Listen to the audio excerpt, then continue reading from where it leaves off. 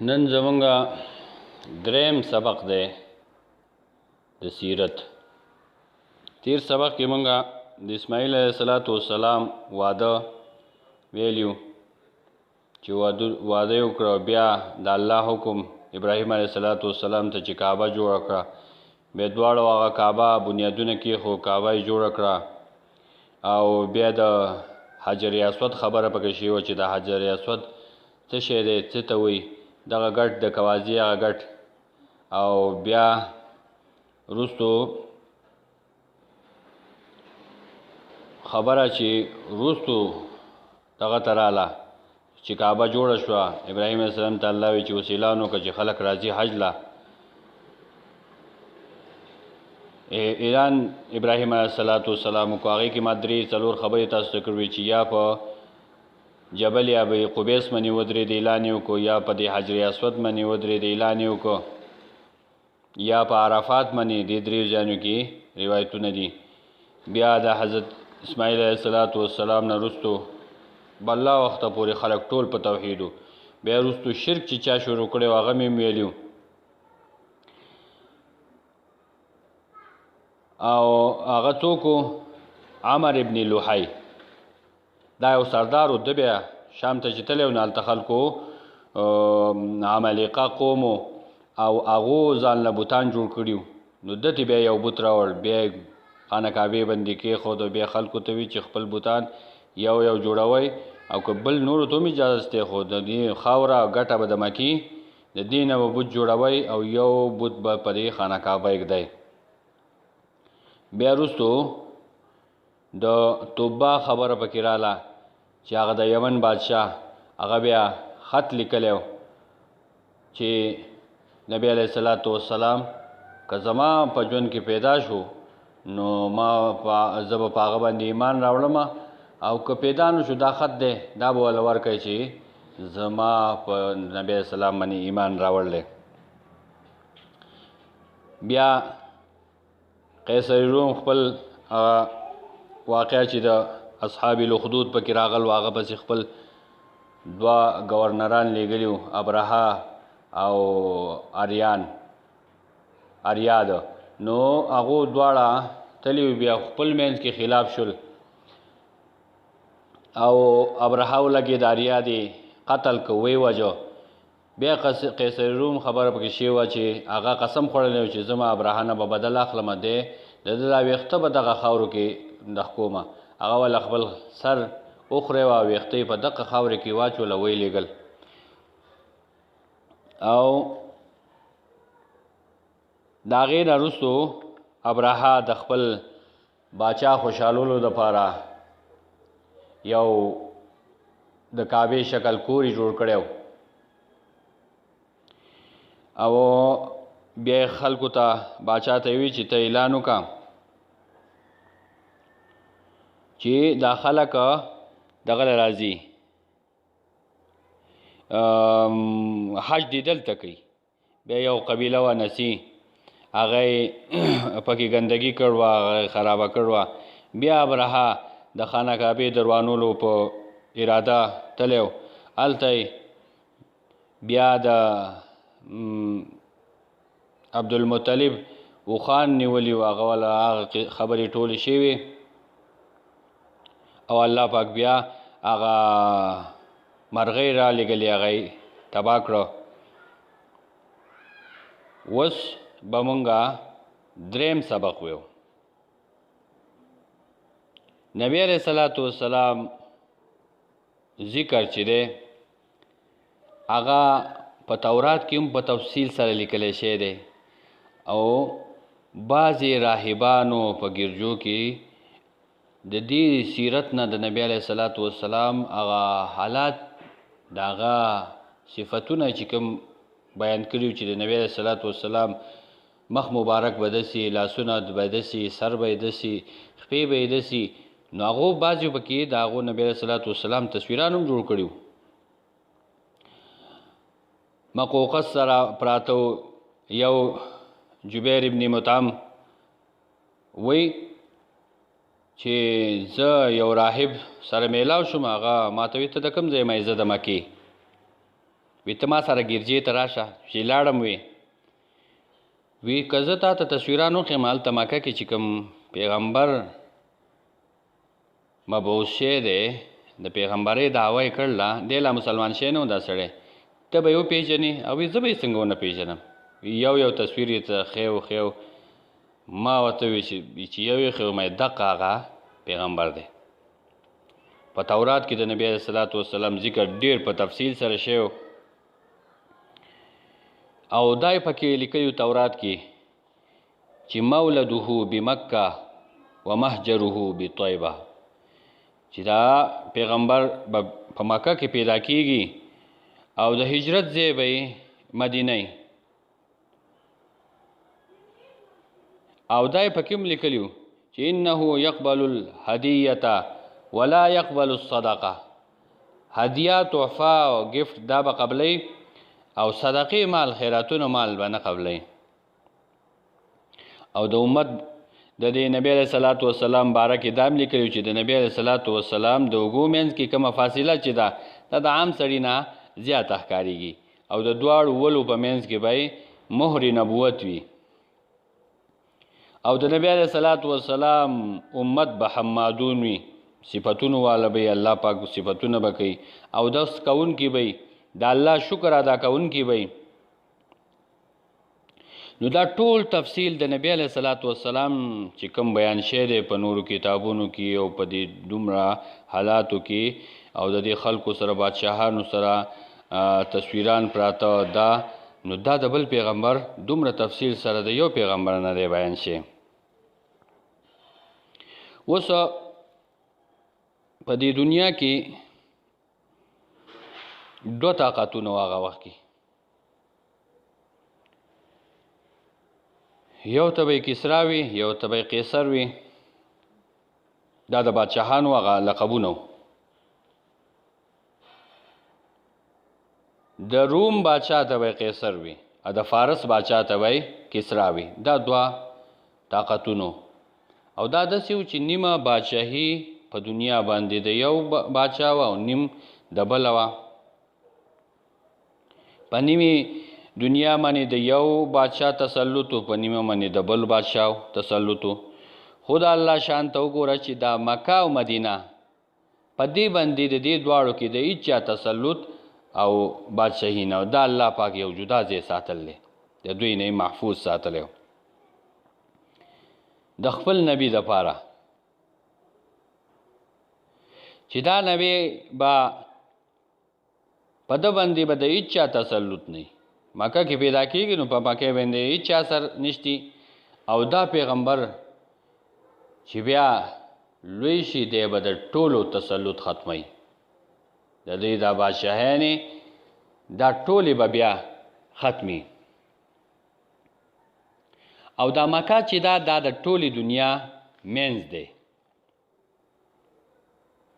او دا د دې دپاره چې الله پاک شان ته وګوره چې پیغمبر یې په مکه کې پیدا کو نو مکه د دنیا منځ دی او خلک چې یو مجمع کې ناسي او غواړي دا چې زما دا خبره د ټول واوري نو دې پکار ده چې منځ کې کینی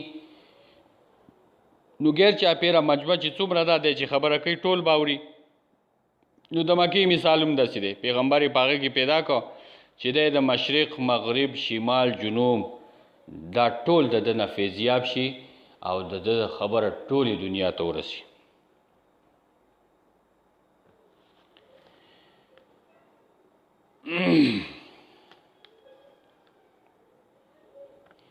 او د نبی علیه صلات وسلام هغه فرمایي چې الله پاک په دې ټول مخلوق کې اولاد د اسماعیل علیه صلات وسلام غوره کړ او بیا د اسماعیل علیه صلات وسلام په اولاد کې کنانه یې غوره کړ او بیا قریش بیا بنو هاشم او بیا د عبدالمطلب کورنۍ او بیا په دې ټولو کې زه غوره کړم. او د نبی علیه صلات وسلام لا الله پاک ټول دا پیړۍ چې دي دا ټول غوره کړي دي یو غوره پیړۍ راغستې ده چې په دې کې زما پیغمبر به پیدا کېږي، د هغه دپاره یې چون کړي دي. او بیا د نبی علیه صلات وسلام په دې نیکونو کې هم داسې چې غور وکړي بعض داسې صفاتو پکې سره د کفر نه چې هغه به داسې خوبیانې به وي پکې، داسې صفات به و چې هغه به بل چا کې نو. لکه د نبی علیه صلات وسلام نیکه دی عبدالمطلب، او د ده نوم چې و نو اصل کې د ده نوم عبدالمطلب نه و. دی اوس په عبدالمطلب باندې څنګه مشهور شوی دی؟ د ده نوم و شیبه، نوم یې څه و؟ شیبه. او د شیبه پلار و هاشم. شیبه د پلار نوم څه و؟ هاشم. کله چې دا هاشم مړ شو نو شیبه مور سره پاتې شو. مور یې د یو ډېر لوی خاندان نه وه، مالداره کورنۍ، عزتمند کورنۍ. د شیبه مور د دغه غټ خاندان نه وه. چې کله دی لږ لوی شو نو د دې شیبه تره مطلب نوم و. نو دا مطلب د شیبه مور خواله لاړ، یعنې د خپل دې روندارې خواله. هغې ته یې وی چې زه راغلی یم چې خپل دا وروره اوس بوزم، دی لوی شوی دی نو زه دی بوزم او دی ما سره ولېږه. نو مور ورته ووي چې دی ډېر په نازونو لوی شوی دی، ناز و نعمت کې لوی شوی دی، نو ته به یې څنګه ساتې؟ مطلب ورته ووي ځکه د نبی علیه صلات وسلام خاندان چې و نو هغه خو هم څه کم د چا نه نه و، الله ورله لوی مقام ورکړی و. د خانه کعبې خادمانو چې موږ له هم الله لوی شرف راکړلی، غټ شرف دا دی چې موږ د مکې خادمان یو. او هر څه چې زموږ وروره دی، زما وروره دی، زه به یې ساتمه. او دا خبره بیا زموږ دپاره د پیغور ده چې خلک به بیا ماله پیغور راکوي چې ګوره وروره یې تربیت یې نشي کولی او وروره یې د مور سره ناست دی، او ترونو ته یې وګوره چې دومره دغه پکې نشتي غیرت چې د خپل وروره تربیت وکړي. نو مور یې ووایي چې زه ټیک ده، زه خو په ده باندې زور نه کوم، زور زبردستي په ده باندې نشتي. ده نه تپوس کوو که دی تا سره خوښ وي نو تا سره دې لاړ شي، او که دلته خوښ وي نو دلته دې پاتې شي. نو چې کله یې د شیبه نه تپوس وکړو نو شیبه ووی مور یې وی که ته خفه کېږې نه نو زه به د خپل تره سره لاړ شم. نو مطلب شیبه ځان سره را روان که په اوښ یې سور کړلی، او ماشوم دی او ډېر ښایسته. اول یې به ښایسته نه و چې د نبي علیه صلات وسلام نیکه و. نو ځان سره یې په اوښ کېنولی دی تره. چې مکې ته راورسېده نو خلکو چغې کړي عبدالمطلب عبدالمطلب. عبد په عربۍ کې غلام ته وایي. پخوا د غلامانو رواجو چې خلکو به غلامان ساتل او اغستل به خرڅول به او په تابعدار او په ښایسته غلامانو باندې به خلکو فخر کو. دې مکې والو دا خیال وکړو چې د چې د هلک راویست ښایسته هلک دی، ښایسته ماشوم دی، نو دا یې چېرته ځانه په میله کې غلام واغست. نو عبدالمطلب ورته ووي چې د مطلب غلام. نو د دغه ځینه دی په عبدالمطلب باندې مشهور شو، هغه شیبه پاتې شو. اوس هم خلکو له اکثر نوم نه ورځي وي چې د نبي علیه صلات وسلام د نیکه څه نوم و؟ وی عبدالمطلب. کنې اصل نوم یې څه شیبه و، خو په دې مطلب عبدالمطلب باندې ولې مشهور شو چې دغسې د راته او ځان سره دی په اوښ باندې کېنولی و د خپل وروره. نو خلکو دا ګمان وکړو چې دی چېرته د ده غلام دی. اوس په دغه وخت کې څه وخت تېرېده د جرهم قبیلې نه وروستو بله وخه بارانونه شي دي خوړونه راغلي دي هغه زمزم اوبه چې دي هغه فنا شي دي د حوادثو د زمانې هغه اوبه د زمزم هغه فنا کړلي نو عبدالمطلب اوس به موږ نوم څه ویو شیبه نوم یې خو لکه نوم یې مشهور شی په عبدالمطلب دی نو موږ به اوس عبدالمطلب ویو نو د عبدالمطلب سره دا فکر و چې دا زمزم چې نه بیا را پیدا شوې ځکه یو فخر و زمزم یو بهترینې اوبه دي غوره اوبه او د هغې تفصیل ما مخکې ویلی او آینده به هم راشي انشاءالله چې دا اوبه او دا چینه بیا را پیدا شوې په دې سوچ کې به او څه بن والا نه ورته چې اوس د دې د راښکاره کولو دپاره دا ځای کنولو ځکه ځای خو ورته معلوم نه و چې ځای ورته معلوم وي جو کنلی به یو شپه عبدالمطلب خوب وله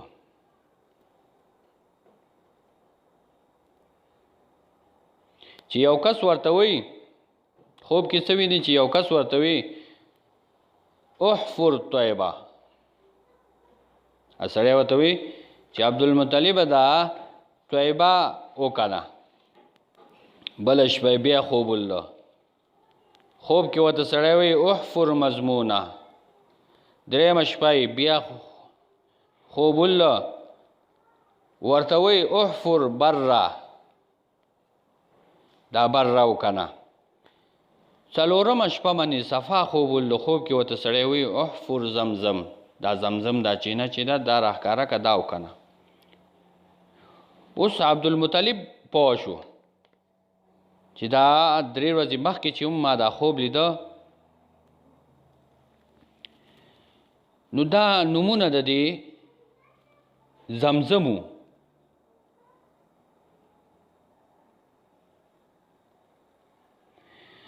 نو عبدالمطلب دا خبره غوښته چې دا اعزاز دته میلاو شي دا اوبه الله پاک د ده په لاس راښکاره کړي نو اختیار د زمزم به ده سره شي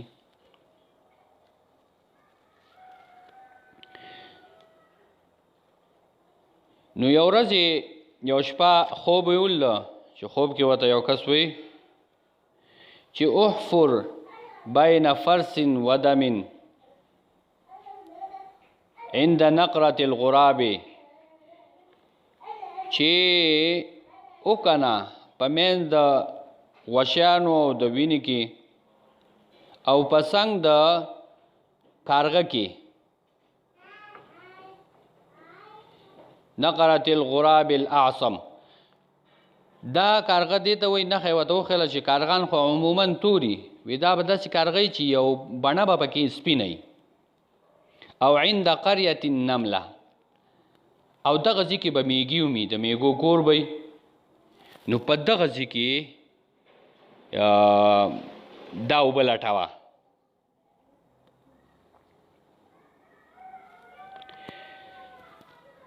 عبدالمطلب خوشحاله هم شو او حیران هم دی چې اوس کارغه به کوم ځای کې ګورم غوښیان او وینه دا به څه ځای کې ګورم سبا شو لاړ د زمزم په تکل کې دغه زمزم چې کم دو ته طرف قدر معلوم و چې په دې طرف پخوا زمزم چینه وه اوبه وي نو هر یو ګټ ګوري هر ځای ګوري خو څه اثرات ورته د دې زمزمو میلاو نشو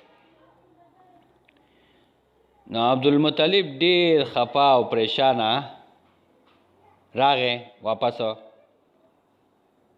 او دعاګانې به یې کولې چې یا الله دا زمزم ما ته اوس میلاو کړي او د دې سعادت ماله میلاو کړي دغه دعاګانې دی غواړي او په دې فکر کې دی یو ورځ عبدالمطلب حرم سره ناست دی چې وی کتل یو کس یو سخی روان کړلی سخی راویسته نسخه چې راویست نو هغه یې حلال که ذبح که. نسخه چې ذبح که څه یو رګ نیم به پکې پاتې و هغه منډې کړې. چې منډې کړې سزي پورې لاړ بل ځای راورغښت بیا رارتاو شو. او کله کله داسې کېږي چې سړی یو څاورې حلال کړي چرګ حلال کړي یو رګ نیم پکې پاتې هغه بیا منډې کړي. نو یا سخی غویي څه شی حلال کړي نو هغه بیا منډې کړي سجي پورې ځي بیا راوغورځېږي. نو دیم یو ځي پورې لاړ او بیا راوغورځېد. نو هلته دا سړی کوم ځای کې چې دی راوغورځېد هلته لاړ څرمنې ته وویسته او ټک ټوکې که او صفا یې که او غوښیان یې یو طرف ته وغورځول. عبدالمطلب ورته ګوري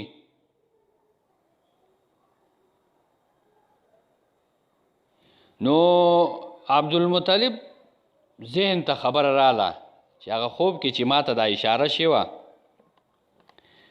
چې یو طرف ته به غوښاني او بل طرف ته به وینئ. نو خیال یې وکړو چې دا یو ځای خو ښکاره شو هغه وینه او غوښیان خو پته ولګېده. نو چې کله عبدالمطلب بیا وروستو دغه ځای ته لاړ ویې کته نو یو طرف ته وینه پرته ده او بل طرف ته غوښیان پراته دي او یو کارغه دی چې ویې کتل نو هغه دغه ځای کې ټونګې وهي. نو ده دغلته نښه وکړه کرښه یې راښکله او بیا چې خوا کې وکتل راوکتل نو دغلته د میږو کورم دی میږي دي سوړی ده میږي. نو دی خوشحاله شو چې ځای خو دقه دی.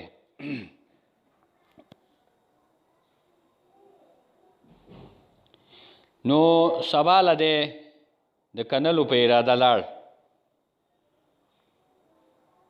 چې اوس دا چینه راښکاره کړم دغه ځای خو متعین شی دی چې وایي که نه ما چینه راښکاره شي. چې دی لاړ نو نور قریش خبر شو ټول قریش راله. ده ته وی عبدالمطلب دا ته څه کوې یوازې موږ تا دې ته نه پرېږدو چې دا اعزاز به ته یوازې حاصلی او ته به کنې او موږ به پکې نه یو نو یوازې خو موږ تا دې کار ته نه پرېږدو. نو خبرې کېدې خو هغو قلارېده نه جنګ ته تیار شو. قریش دا یو فخر به ګڼه یو اعزاز به یې ګڼه کافر دي خو د خانه کعبې خدمت او د آب زمزم خلکو له ورکول دا دوی یو سعادت ګڼه. نو دی عبدالمطلب ته یې نه پرېښود چې دا موږ نه پرېږدو. نو عبدالمطلب د خپلو زامنو ته ووی چې تاسو دوی په دې خبرو مبرو کې ایساروئ دوی منې کوئ او زه به دا کنل شروع کړم او که الله کوي که دا اوبه راښکاره شي. نو زامنو د قریشو سره خبرې اترې او ترخې او خوږې دا شروع کړي او عبدالمطلب لګیا دی کنل کوي ځای کني او دو دا خلک منع کوي په خبرو کې رایسار کړلی چې ځای کنه کنه نو اثرات د اوبو ښکاره شو. عبدالمطلب چغه کړه الله اکبر کافر دی مشرک دی خو الله خو ټولو مشرکانو هغه ومنه طوافونه به یې کول الله به یې منه خو د الله سره به یې شرک کو.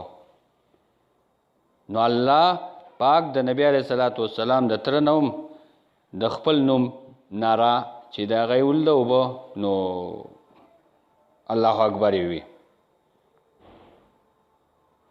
قریشو چې ناره واورېده تپوس یې وکړو چې څه چلو شو. نو عبدالمطلب وی چې اوس خو به ما راویستې زما په لاس ښکاره شوې، اوس خو په دې باندې پکار ده چې زما اختیار دي. هغه وی نه که تا راښکاره کړي دي خو دې کې به مونږ شریک یو تا سره، داسې مونږ تا نه پرېږدو. نو عبدالمطلب وی چې داسې کار کوو چې یو حاکم ګورو، څوک فیصله مار ګورو چې مونږ په منځ کې فیصله وکړي. دوی ټیک ده په دې راضي شو. نو وی چې په مدینه کې یو کاهنه وه، کاهنه به دې ته وي کاهنه او کاهنه چې د دو خپل ځانه څه کارونه و، لکه نن سبا کوټګر مولا واخلی، دا پیریانو میریان به وله راتله دې کاهنو، دا پیریان به یې تابع و، دو سره به دې پیریانو به وله خبرې مبرې راوړي او نور څه کارونه به یې کول، پالونه به یې خلکو له غورځول. دوی دی کاهنې له روان شو چې د بني سعد کاهنې او د ښځې څه فیصله وکړه نو هغه به مونږ ته منظور وي. دوی چې مدینې ته لاړ نو هلته چې ورسېدل تپوس یې وکړو چې هغه دلته یو کاهنه وه هغه څه شوه. خلکو ته وی هغه خو خیبر ته تلې ده. اوس د مدینې دا موجوده دور کې د مدینې او د مکې لار تقریبا 4 غنټو ده، خو هغه وخت کې داسې نه وه، ډېر ټایم به لګېده، کله کله به میاشت 2 میاشتې هم لګېدې، ځکه منځ کې به خوړونه راغلي وو او خوړ به چې بارانونه دا به شي نو بیا به چې هغه غڼې کسان چې وو هغه به هغه غڼې ناست وو، دې غڼې به دې خوا به ناست وو. نو بله لار وه او عام دغه کې به چې رسېده نو عامه په اوښانو په دې چې باران هېڅ شی به نه نو 8 یا 10 ورځې به لګېدې.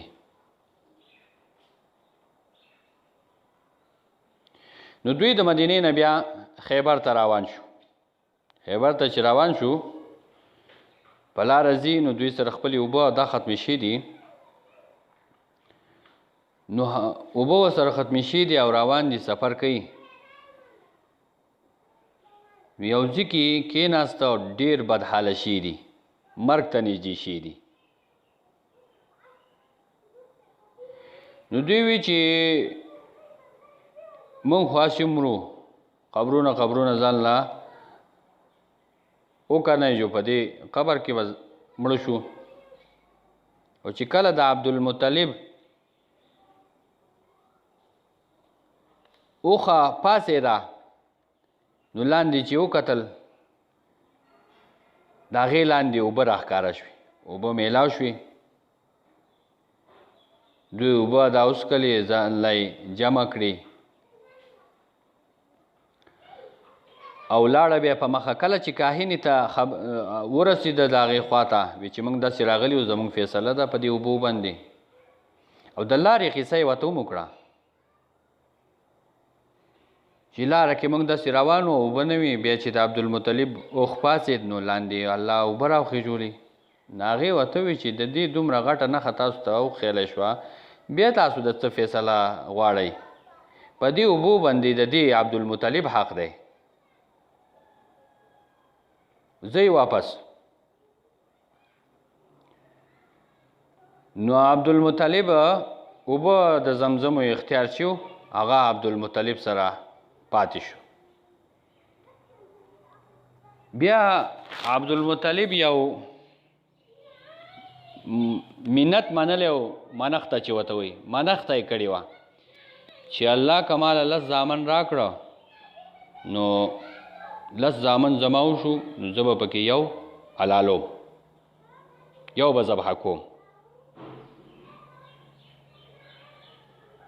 او دا ډېر زامن پخوا چې و دا به اعزاز ګڼلی کېده چې سردار روان دی او ورپسې 10 زامن روان دي، نو دا به دې باندې به یې فخر کو. چې څومره ډېر زامن وو نو په هغومره به دې خلک به په دې باندې فخر کو چې زما 10 زامن دي. نو دله الله پاک 11 زامن ورکړو. 11 زامن چې ولا ورکړو نو دته خپل دغه یاد شو چې اوس خو ما خو منښته کړې ده چې یو زوی به حلالومه. نو هغې وخت اوس راغی او اوس خو خلک چې وی بچې دو هی اچې 2 واړه وي دا ښه دي. اګولۍ ورکوي چې دا واړه پیدا نشي ماشومان نورو نشي څوک په څه طریقه خو الله چې پیدا کوي نو هغه پیدا کیږي.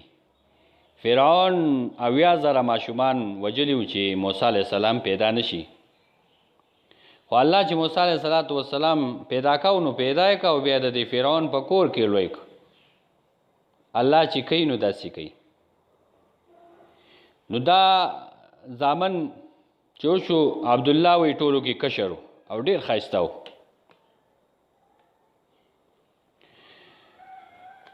نو دوی وی چې خسنې ورځو دې خانه کعبه کې به یو راهب ناسو د دوی یو کاهن اغلا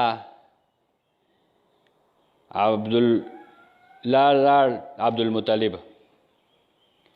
چې ما داسې منښته کړله ته اوس ماله خسنې وورځوه چې زه ما وی زه به خپل یو زوی حلالوم چې کوم یو حلال کړم.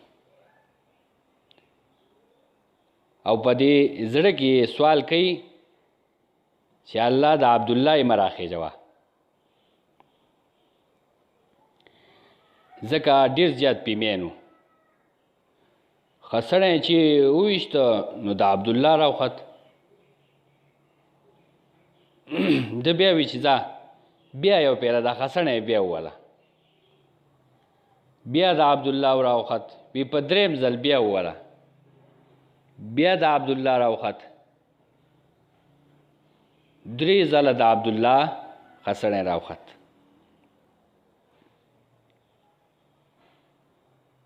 نو دوی چې بس دا د تقدیر فیصله ده اوس هر څه چې کېږي ما منښته کړله نو دی به اوس زه حلال کمه. نو عبدالله روان که صفا غونډۍ ته یې بوتو او هلته عیساف یو غونډۍ باندې عیساف و بل باندې نایله 2 بوتان پراته و. عیساف د سړي بوتو او نایله د زنانه بوتو. نو ده د عبدالله روان که چې د ذبح کی د دې بوتانو په نوم. قریش خبر شو چې عبدالمطلب خپل زوی عبدالله بوتل دی او حلالی.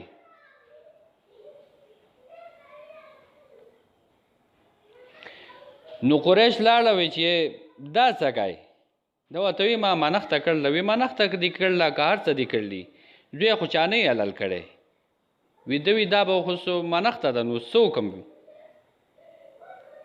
بیا دو دا فیصله وکړه چې دا که د مدینې کاهنې له به بیا لاړ شو دا فیصله به هغه ښځه وکړي.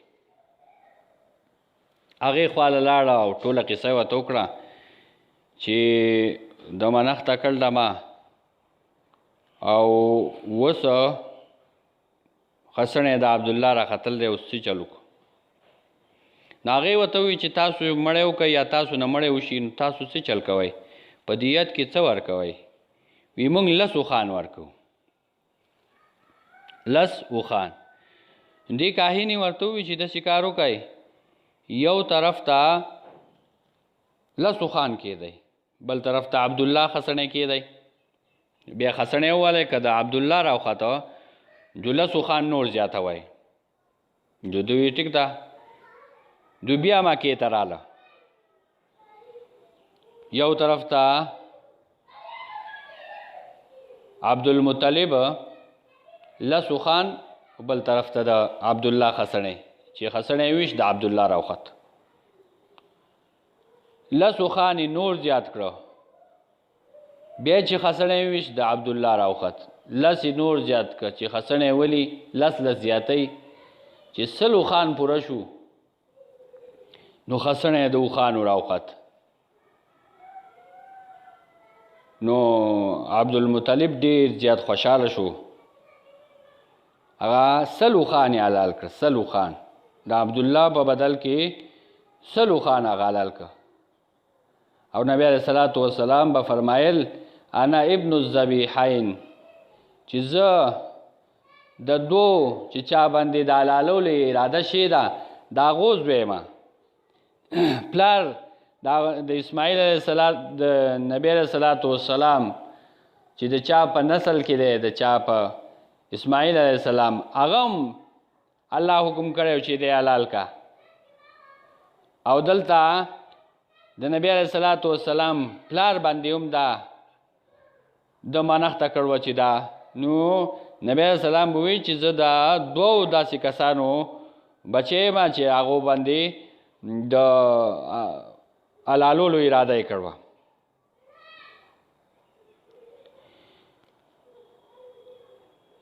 نو دا وخت داسې تېرېده یو ورځ عبدالله د مکې نه بهر په سفر تل دی چې وی کتل یو ګودر باندې جنکۍ دي اوبه ډکوي او یو جنۍ دته ډېر په غور باندې ګوري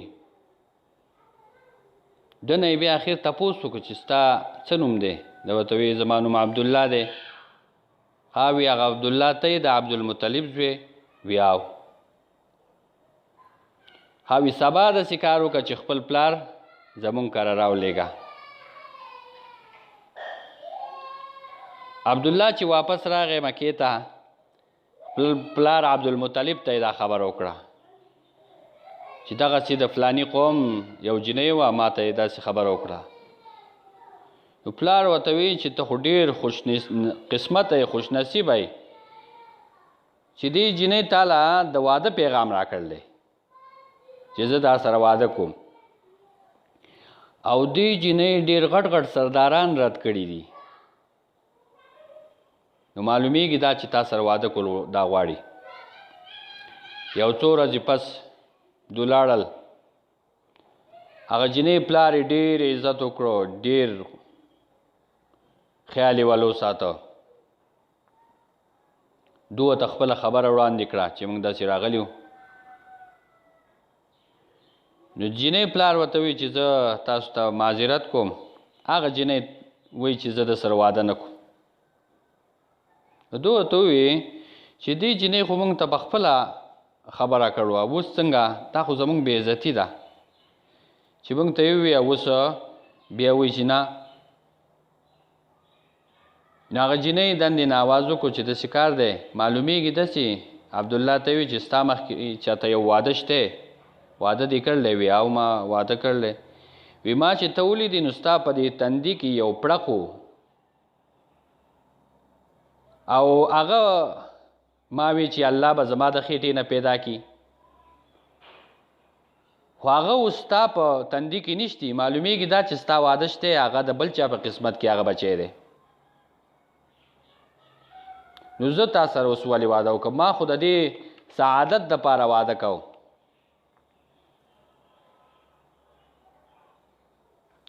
نو زه تا سره دا واده نه کومه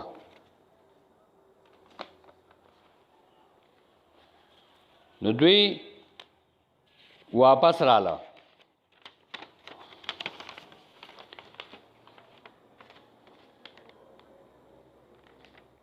اوس د الله دې قدرت ته وګوره چې نسب ته یې وګوره عبدالله چې د چا سره واده کړی د هغې نوم آمنه او هغه د مدینې وه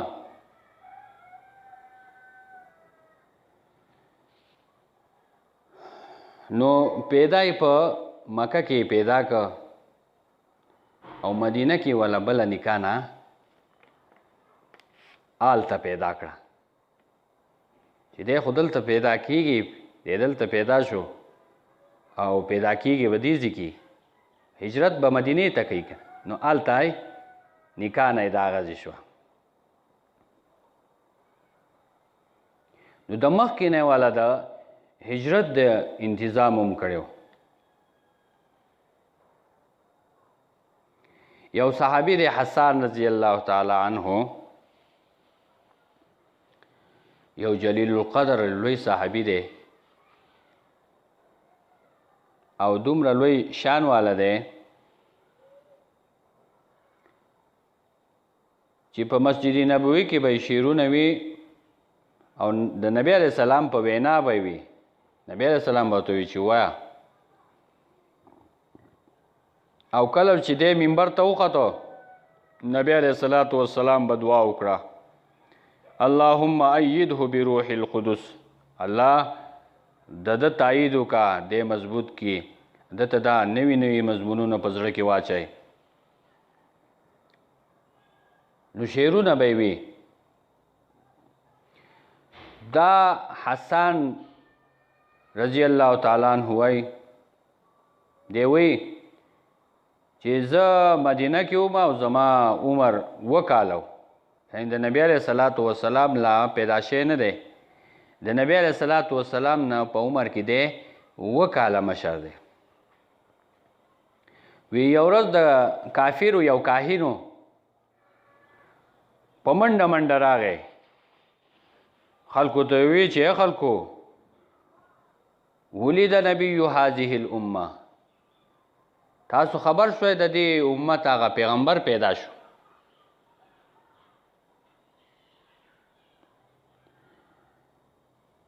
نو او دغسې په مکه کې یو کاهن چې په کلونو به غار کې و بهر ته به راوته نه غار کې به اوسېده په کومه شپه چې نبی علیه الصلاة والسلام پیدا شو نو سهل دا کاهن چې ګوري په منډو منډو راغی وارخطا دی د مکې په کوڅو کې منډې وهي او تپوسونه کوي چې خلکو د شپې چېرته چا کره یو ماشوم خو نه دی پیدا شي یو کس ورته وي چې د عبدالله په کور کې یو ماشوم پیدا شوی دی نو ده وی دلونی علی بیته ما ته د هغه کور وښایي چې کور یې کوم ځای کې دی هله زر کوئ په منډه روان دی نو مخکې ورته عبدالمطلب میلاو شو د نبی علیه الصلاة والسلام نیکه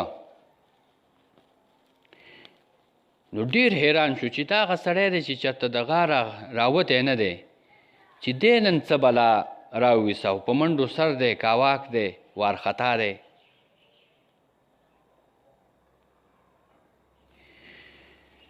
نو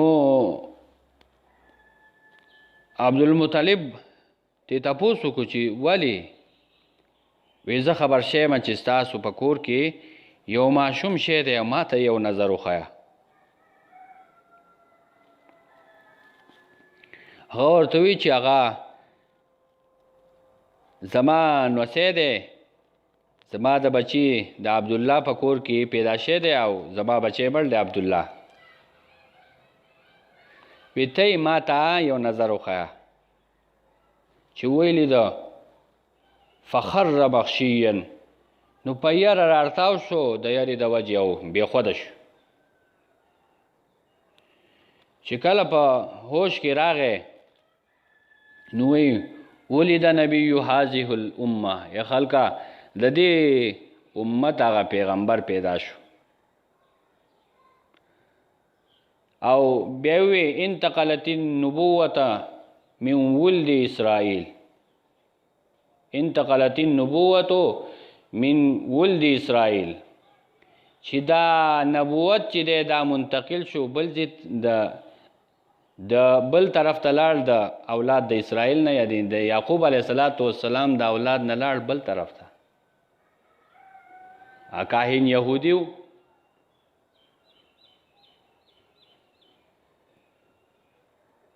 نو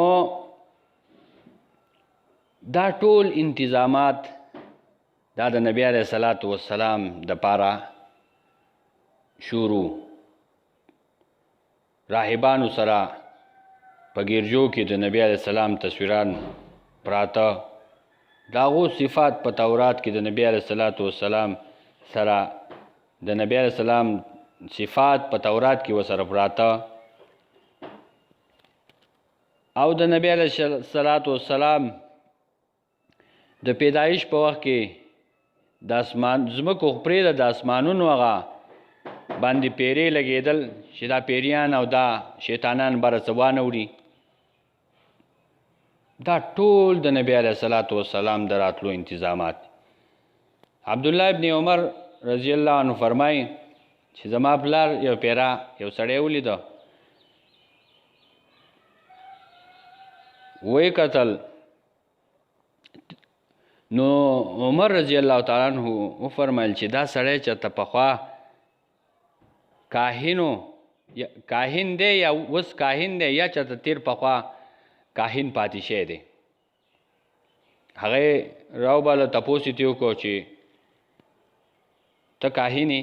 هغه وینا الحمدلله زه خو اوس مؤمن یم، خو تیر پخوا کاهن وم، الله راته اوس هدایت کړلی. نبی علیه السلام مبعوث شوی دی، د هغه وخت وروسته نه قصه ده، خو منځ کې هسې راله.